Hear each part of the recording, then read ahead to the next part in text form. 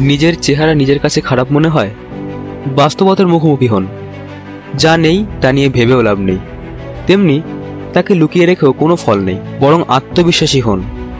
আপনার একটা চেহারা অবশ্যই আছে এবং তা স্বয়ং সৃষ্টিকর্তার হাতেই তৈরি। একটু ভাবুন তো, আপনি যেসব মানুষকে নিজের আদর্শ মনে করেন, তাদের কি চেহারার জন্য আদর্শ মনে করেন, নাকি তাদের উত্তম ব্যক্তিত্বের জন্য আদর্শ মনে করেন? যদি দ্বিতীয়টা মনে করেন, তবে আপনি কেন বৃথাই নিজের দৈহিক সৌন্দর্য নিয়ে চিন্তিত? বাইরের সৌন্দর্য কিছুই নয়, মানুষের ভিতরটাই হলো আসল। আপনার ভিতরটা যদি সুন্দর হয়, তবে দেখবেন আপনার অজান্তেই আপনার বন্ধুবান্ধব, আশেপাশের মানুষেরা আপনাকে শ্রদ্ধা করবে, ভালোবাসবে। এটাই একজন মানুষের জীবনের পরম পাওয়া।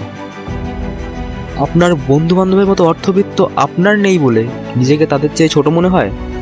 আপনি হয়তো মনে করতে পারেন, আমার অমুক বন্ধু কোটিপতি, তাই তার অনেক প্রভাব। এই বিষয়টা সম্পূর্ণ ভুল। মনে রাখবেন, সম্পদ বিত্তশালী করলেও সম্মান জিনিসটি নিজ গুণে ছিনিয়ে নিতে হয়। লোক তো বলবেই, লোকে না বললে আর কারা বলবে? মানুষ তো আছেই কিছু বলার জন্য, তবে কেউ ভালো বলে আর কেউ খারাপ। তবে খারাপ ভালো যে যাই বলুক, যদি নিজে জানেন আপনি অবশ্যই ভালো কিছু করেছেন, তাহলে তার ফলও অবশ্যই ভালো হবে। নিমের ফলকে কেউ তেতো বলুক আর না বলুক, তা সত্যিই তেতো। আবার চিনি দিয়ে তৈরি কোনো বস্তুকে কেউ মিষ্টি না বললেও তা মিষ্টি। এখন আপনাকে বুঝে নিতে হবে আপনি কোনটি করছেন আর তার ভবিষ্যৎ ফলও বা কী। যা সত্য তাই হবে।